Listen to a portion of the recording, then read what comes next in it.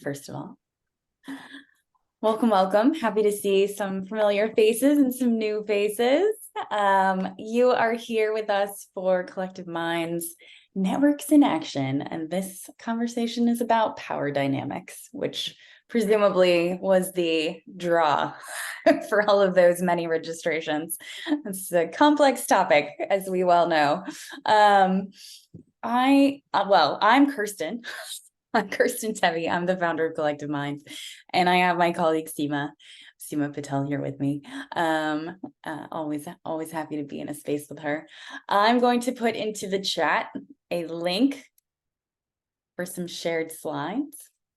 If you are able to open those up while we're potentially waiting for some other folks to join.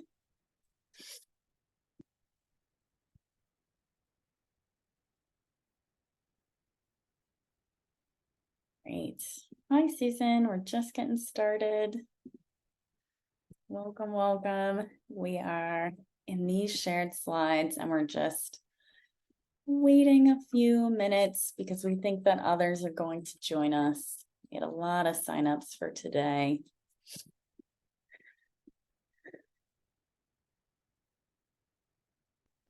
And while we're getting started and you're opening up those slides, if you want to go down to slides 3 and 4 and just check in, just say hello. This is our little intro at the start of these sessions. So feel free to jump in there, share your name and your organization, where you are in the world today, and how you're feeling.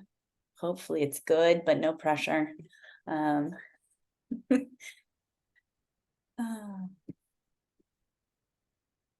right.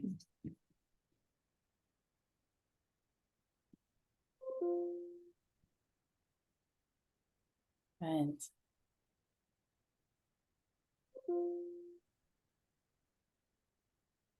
Susan, undercaffeinated. I am with you. Got the coffee right here. Oh, Elise, I hope you're not getting a cold too. Donnie, just wrap up. Keep the hat. Find a blanket if you need to.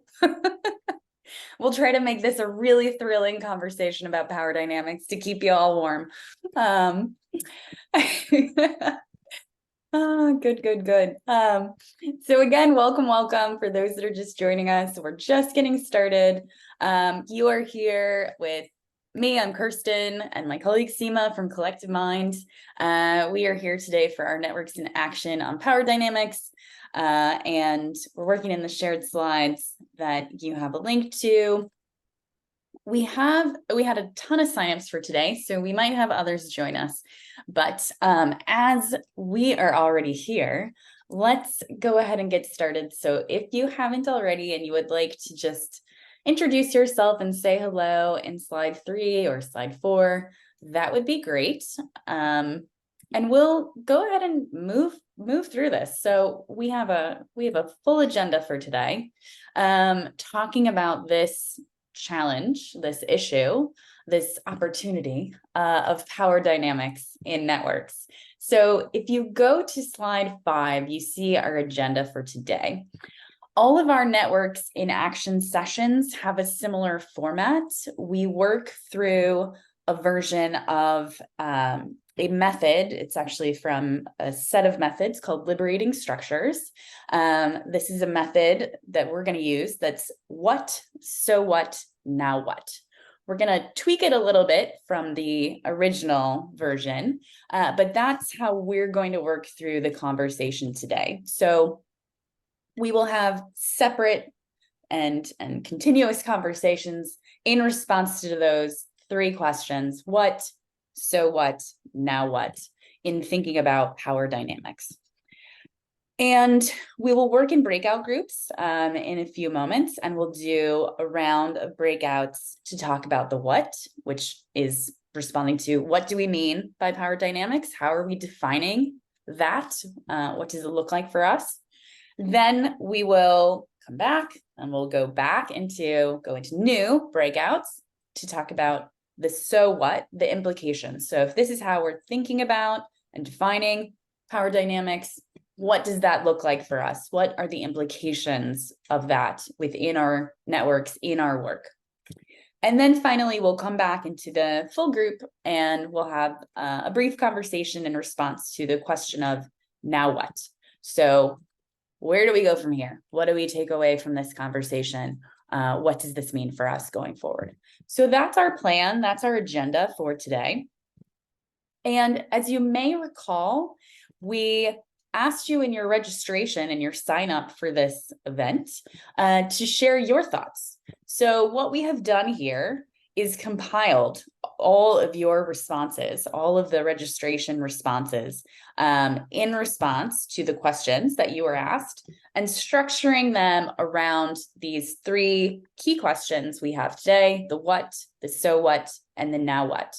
So starting on slide 6, you see these compiled responses, and there are a ton of them. Again, we had a lot of registrations for today, so there's a lot to sift through. We have compiled them, these responses, rather than already sifting through them for you, because there's such richness to them and such diversity in the responses. So we thought it better, more useful to just share what we've got here.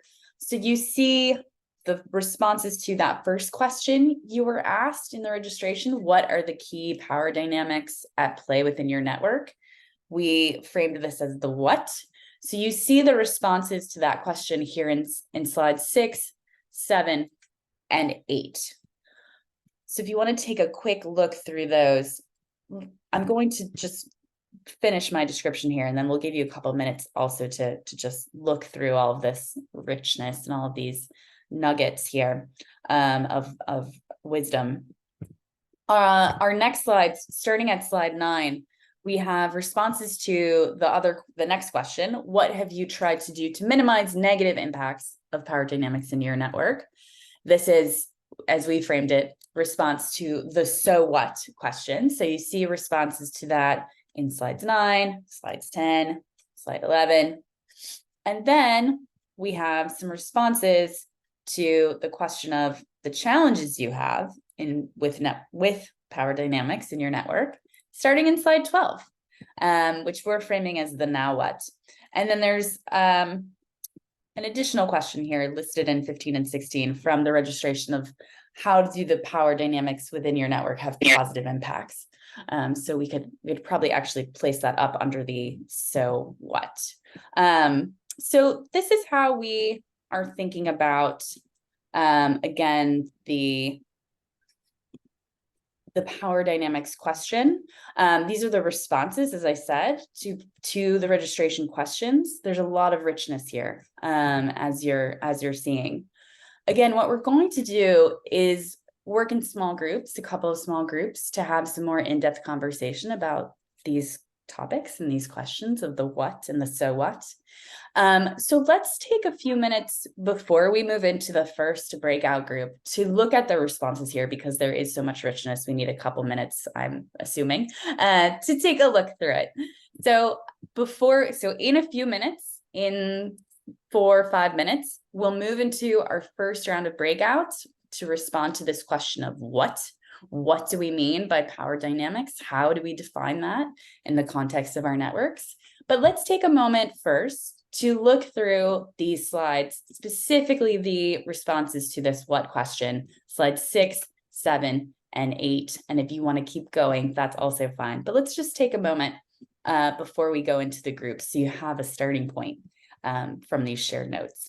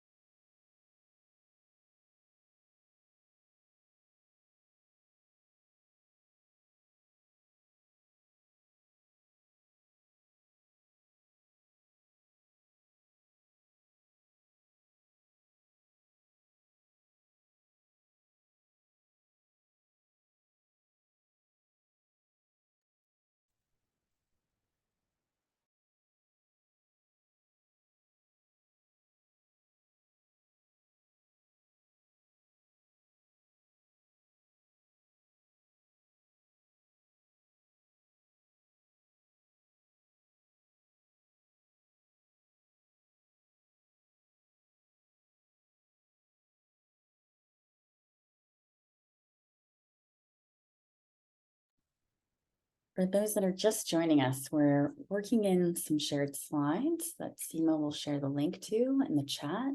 And we're just taking a look at the ideas that were shared in response to the registration questions, particularly looking at slides 6, 7, and 8 for our discussion coming up in small groups in just a moment.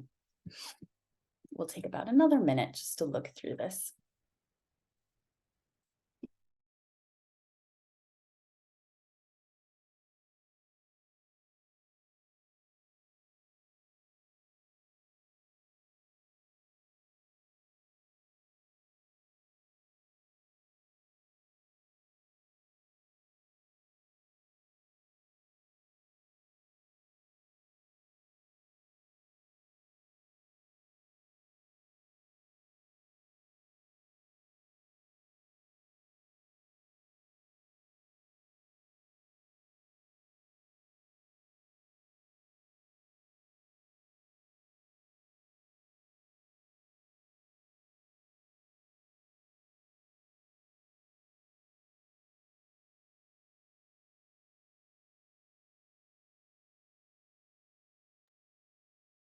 Hey, so hopefully you got a chance to look through some of the rich insights and ideas that folks shared in their registration responses.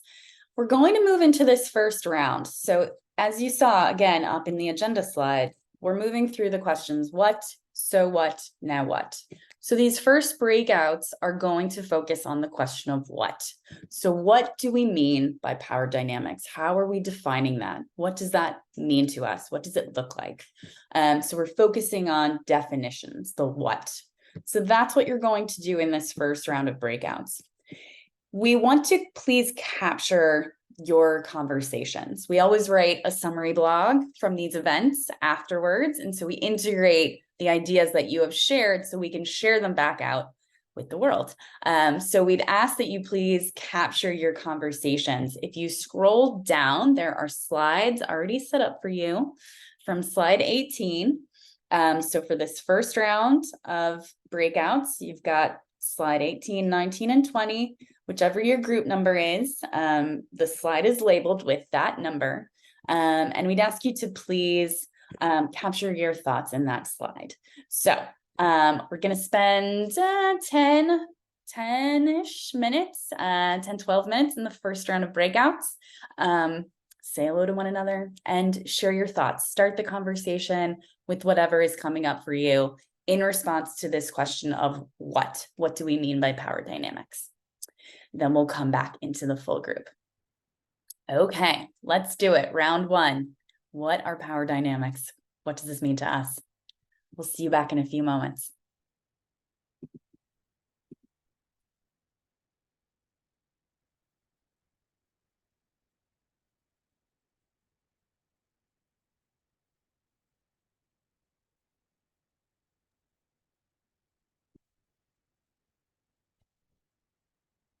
I'm gonna pause the recording.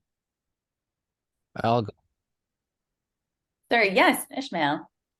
Yeah, so I spoke a little bit about the network I'm involved in, which is sort of a neighborhood-based network with a neighborhood that's going through a revitalization. $1 billion is being injected into the neighborhood. Ooh. And with both physical infrastructure and social development. So all the stakeholders in the neighborhood, be it organizations, funders, government, residents, are brought together to think about how to go about developing the neighborhood socially.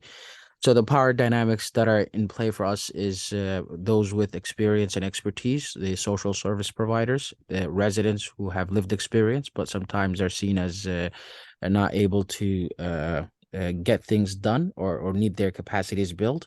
And government bodies that have all the intentions and resources, but sometimes see that they know better.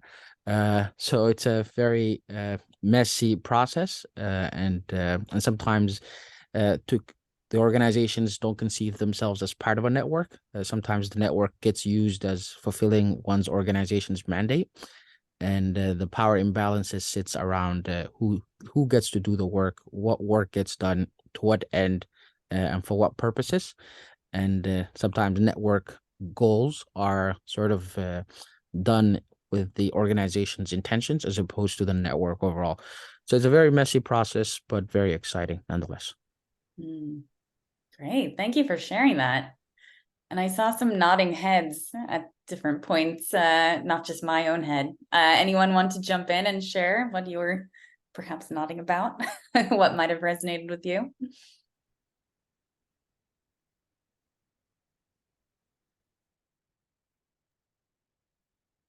I'll chime in. I mean, I think, very similar, talked about power dynamics associated with money and sort of how it tends to just tip the balance. But then also started to have a really cool conversation. It was a new reference for me, but around sort of domains of thinking about wealth and cultural wealth, and how ultimately oftentimes other forms of wealth are not treated with the same level of power than sort of economic wealth and traditional wealth. Interesting. So I'm hearing some things around power based on and differing power dynamics based and power for that matter based on different roles, based on who has different resources or assets at their disposal. Are there any other? Yes, please. Yeah, we also talked we talked about wealth, but also like geographic placement or ethnicities or gender or I don't remember which others, but we talked about different like conditions or characteristics that condition power dynamics and access to power. We also talked about the importance of kind of being aware of this. I mean, because we were talking of whether we should kind of overcome those dynamics. And then we said, well, maybe overcome is not the best option, but recognizing that they exist and pay attention to that, knowing that this happens. That's something that appeared, sorry, in the last part of our conversation with Stasia and Jan. But I would add that I would love to overcome those power dynamics. So, because for me, they're a static system which creates injustice in the end, if you follow them through. And yeah, I would rather overcome all of them. I don't know if they're good for something, but just good for the Yanni, current. I agree with you in the examples we gave, because I think our little group gave a lot of negative examples. But to the bigger question, should power exist, is where I had answered differently. But I agree with you, what we mentioned, yeah, we need to overcome them.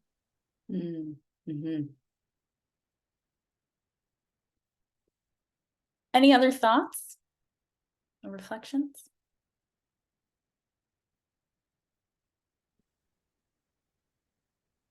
Well, one way we're trying to overcome it, or I'm trying to overcome it, is by actually relying on the original intentionality of each of the stakeholders. I think there's not a stakeholder that comes to the table with bad intentions. Each of them are centered around some values of community.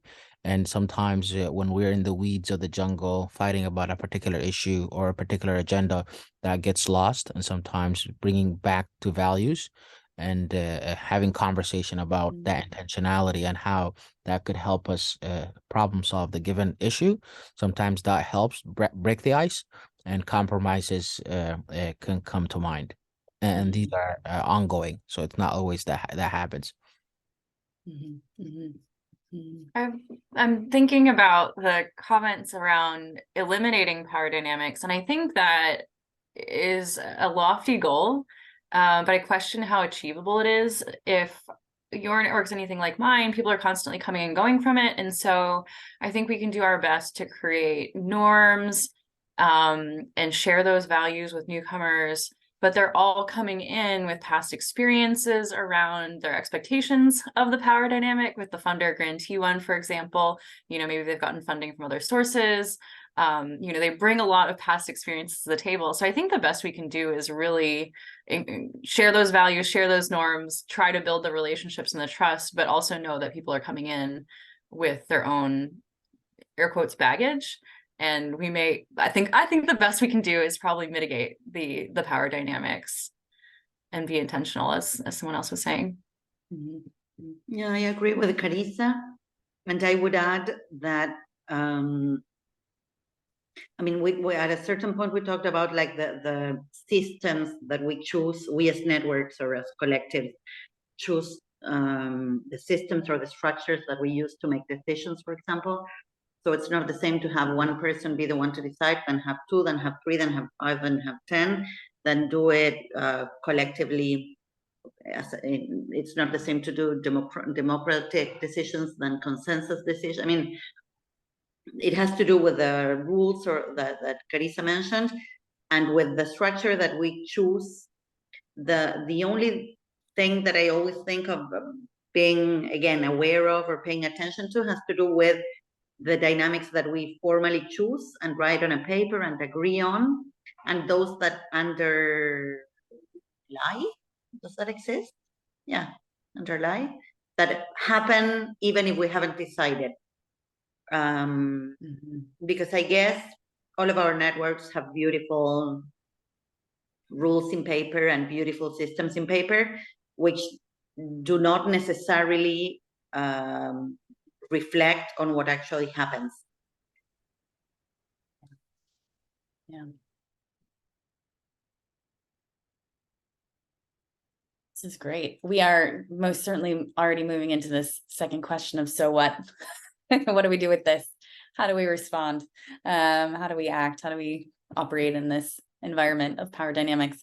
And I would just point you back as well, in case you didn't look through all the slides. You know, there are the responses in the earlier slides from slide 9 to the registration questions that people shared about how they try to grapple with some of these positive and negative impacts, right, of power dynamics. Let's take one more round of breakouts, just to have a little more in-depth conversation. You can build on where you're at, or go in a different direction, as you will. But let's do one more quick round and see what else comes up for us. There are, again, some shared slides here down starting at 21 to capture your thoughts from your conversation. We'll spend, again, about 10, 12 minutes. I know these are quick rounds, and I know that we are not solving all the problems, but we're just trying to air ideas, right? So let's do one more round, and then we'll come back together to try to think about what some of the key takeaways might be from this conversation. So one more round talking about the so what. What do we do with this? What are the implications?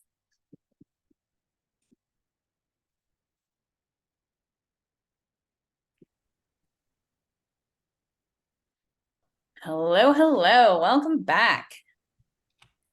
So I see some smiles, that's good. How did it go? What came up for you?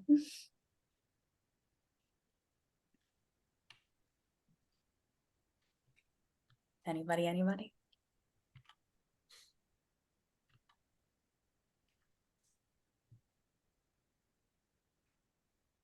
Maybe Ellis could go. I know we didn't have enough time to get to Ellis. I was just thinking that we had such an interesting conversation, and yet it's very hard to summarize. Well, you know, doesn't have to be a summary. Yeah. I think in a way, the question that continues to hover around for me, and I think it was also circulating, even if implicitly in our conversation, is around like how power is not going to disappear. How do we deal with it, right? The power dynamics will be there. They are part of group dynamics. They're part of how we organize ourselves socially. I think the word that has been coming up for me is, how do we shift where power is? How do we look at the imbalances? And then how can we intentionally have practices that help shift power so that we can address the imbalances?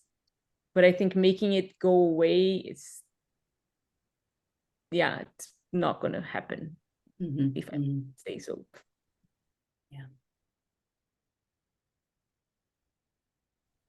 For my neighborhood and network, I try to, as I said, I try to actually go after those with power. I want them at the table. If you want to change a neighborhood ecosystem and you want to change how the neighborhood works, you need those in positions of power to be part of the conversation. And for a long time, especially for residents who are what always almost are seen as recipients, the only time they have power is to provide input and feedback. They're not part of the decision making. They prefer to have residents only table as if that will give us power, when in fact, when we only have residents only table, the things we get to decide are not interesting or are not big. So that's why we try to build our table where everyone is there. The executive director is there, the funder is there, because only when we build consensus through conversations, whatever outcome comes is actually transformational because everybody in power was part of the conversation. Of course, that brings its own dynamics of different perceptions and biases everyone has, antagonisms people have about each other, stereotypes, and I think over time we get to appreciate what the limitations even of those with power as to why they can't listen to every resident idea, or or the frustrations as to how the most simplest thing couldn't be done because there's a bureaucracy of things that stand in the way.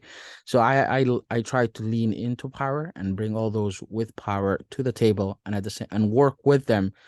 And I think processes and practices help. So for some questions I ask is, for instance, is this for us to decide? If it's not, then I try to work to make sure that it's part of our scope. And I think that's sometimes difficult, given that they don't want to give you the scope where you get to make big decisions. Can I say something as well? It's interesting, obviously we're on the topic of, like you said, residents. And when we're thinking of power, I think also depends what kind of neighborhood you're talking about as well. I'm just thinking about, the tools that we need to be able to constantly negotiate power and self-interest in a positive way. So that we push and pull each other to find an equitable middle.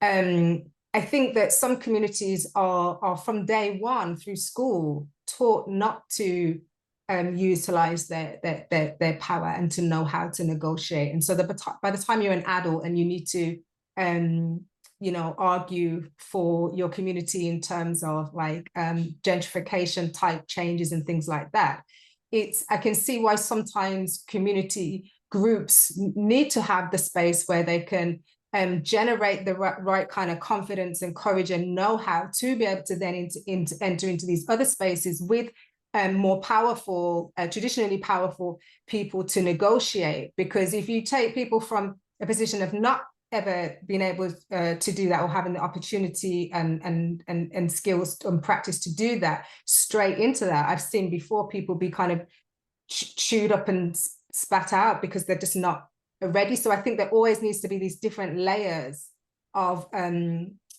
development, but ultimately to, of course, be able to enter into the spaces with people who do have decision-making power. And back to the point on residents, it depends what neighborhood, because where I live in an area where the residents would be seen as not particularly powerful, right?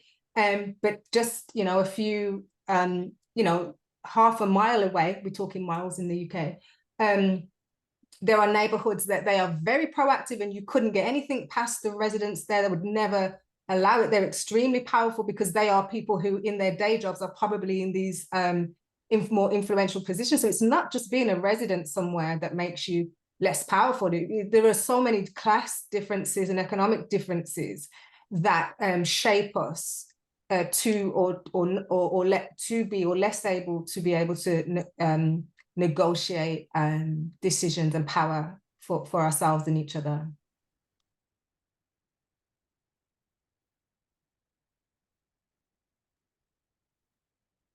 I really appreciate those comments, Anita. That really resonates, and I think it's really, really important what you're sharing. I know we're coming up on time and some folks have to run off, which is just fine. We recognize that there's never enough time for these conversations. So we're actually thinking about how to create additional, more extended spaces for these conversations. So watch the Collective Mind newsletter. But in the meantime, any final thoughts before we wrap it up?